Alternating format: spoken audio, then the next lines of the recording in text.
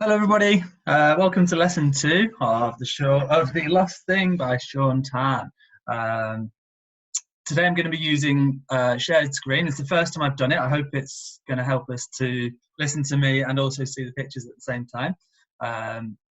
Today you're going to need a thesaurus and a dictionary, but I've given you a link for an online one, a really good one.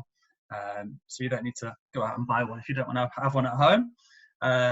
First of all, at the end of lesson 1, you wrote a prediction about what you thought the story might be about. Some of you actually did a really good creative piece for me. You almost sort of wrote the story itself. It's fantastic to read. I'm now going to read the story to you and to see if you were close with your predictions. So I'm going to share my screen.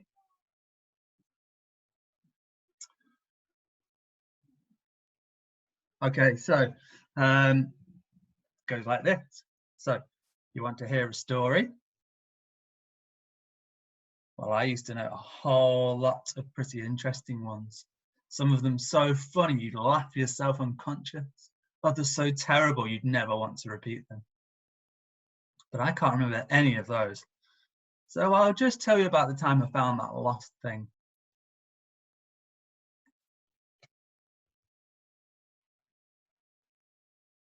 This all happened a few summers ago.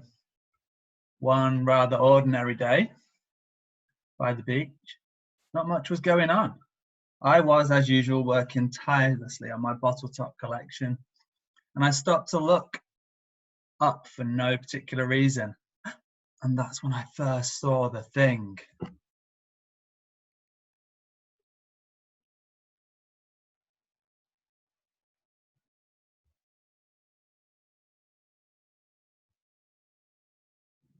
I must have stared at it for a while. I mean, it had a really weird look about it, a sad, lost sort of look. Nobody else seemed to notice it was there. Too busy doing beach stuff, I guess. Naturally, I was intrigued. I decided to investigate.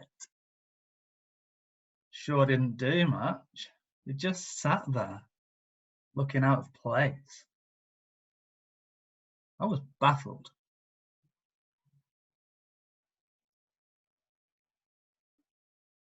It was quite friendly, though, once I started talking to it.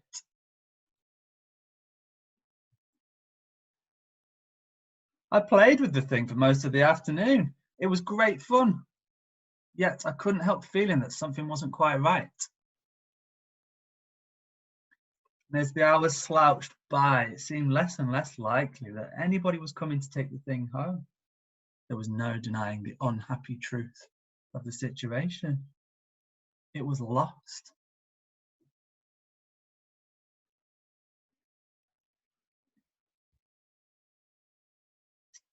So for today's lesson, I've included that section of the story so you can go back to it and reread that as many times as you want to. Now I'm just going to run through the actual activities for you to do. So the first one is number 2 on your sheet. It's to do with adjectives. Now, just a quick reminder for you, adjectives describe the noun. So nouns are things. So let's take this glass here. It's a glass. If we described it, we could say it's a transparent glass. That's an adjective. It's hard. We could say it's a hard glass. It's cylinder shaped. So we could say it's a cylindrical glass. So adjectives describe things. Anyway, let's take a sentence from the book. And if you look on the shared screen, it's the one that I'm highlighting now. There was no denying the unhappy truth. It was lost. So what I want us to do today, I want us to take adjectives from the story. So unhappy is the one I've chosen. And then I want you to think of other words that mean the same thing. This is why you might need the thesaurus. Once you've found different words that mean unhappy, we're going to make a shades of meaning ladder. So I want you to pause the video now. I want you to write down words that mean unhappy and then rejoin me in a moment. Okay, now that you've done that, I want you to compare your words to mine. I found some unhappy. I found miserable. I thought of sorrowful. And I was really proud of this one, somber. Some of these I had to go and look up in a dictionary to find out what they meant. But that's why we need to do it for the next task. So if you look here on the next task, we take some of those words in our ladder and we replace unhappy. So I'm going to replace unhappy with miserable truth. And then I'm going to try it again with somber. And then I'm going to check which one actually works best, because just because it's a good word doesn't mean that it's going to work in this sentence. So there was no denying the miserable truth, it was lost. Okay. And then the other one was there's no denying the somber truth, it was lost. Now you might need to use your dictionaries to find out what those two words mean, or you might have a sense of what they mean. But miserable is more to do with being wretched and wicked and, you know, drizzly, like a rainy, drizzly day. And I quite often find it's to do with how, you know, your actions towards other people, being miserable, grumpy. Whereas somber has a more dull feeling. It's about feeling dull inside. And I think that somber is more to do with what's going on in this book. You can see the colours are really dull. They're sort of buff and grey and brown and sort of rotten colours. So I think somber would work best in this case. We're going to do it again with the same sentence. So further down, we're going to take the same sentence. There was no denying the unhappy truth, it was lost. But this time we're going to take the adjective lost. So what I want you to do now, I want you to, again, pause the video and make a list of words that mean the same as lost. Okay, now that you've done that, I want you to put it into a shades of meaning ladder. I didn't explain before, but shades of meaning ladder kind of becomes more intense as you go down the ladder. So the top word needs to be less intense, and it gets more intense as you go down. Another way of thinking about that is a volume switch.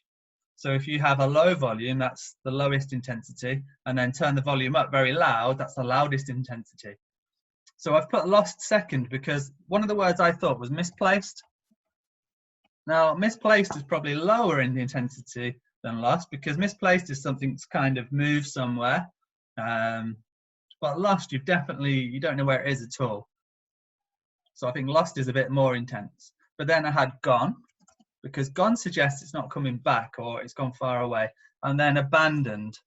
I'm pleased with that one, very pleased. Abandoned's even more intense because it suggests that somebody's actually left that thing there, which I think is really sad. Then we're going to do the same task. We're going to take the word lost in that sentence and we're going to replace it with some of these. So I'm going to try the word gone, and then I'm going to try the word abandoned.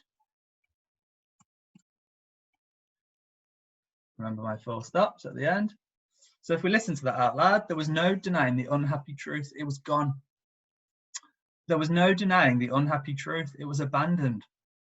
So I think gone doesn't work at all there, because clearly the thing is in the picture, it's there. It's not gone. But then abandoned definitely rings true, because that thing does seem like somebody's left it there, you know, or it's gone. It might have gone there on its own accord. But I think it makes sense that someone sort of put it there and left it there, and no one cares. So I really like abandoned. I'm going to keep that one. So that's basically the task for you to do. So number 4 on the list. This is your activity.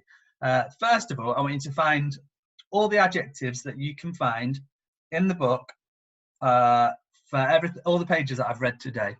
So they're included in your text below. I found 10. So I wonder if you can make a list of 10. And then I want you to choose just some of those, not all of those, just some, to make a shades of meaning ladder with.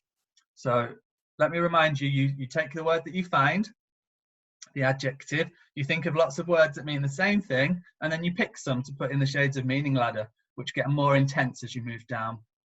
And then finally, once you've done this, take those sentences that you used in the book and replace that word with the words in your shaded meaning ladder. Which ones improve the sentence and which ones don't work at all.